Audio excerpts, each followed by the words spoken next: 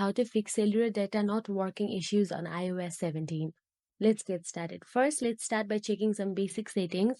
For that, open settings and scroll down and click on cellular or turn on the cellular data and then click on cellular data options after you turn on the cellular data and then click on data roaming.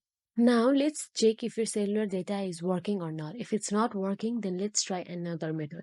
First, let's try restarting your iPhone.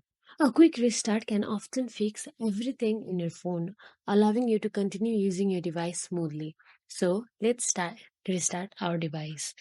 After restarting your iPhone, let's see if your networking is working or not. And if it's still not working, then turn on and off airplane mode. And if this trick also does not work, then we will have to go through another process. First, click on settings, then click on general and scroll down and click on transfer or reset iPhone.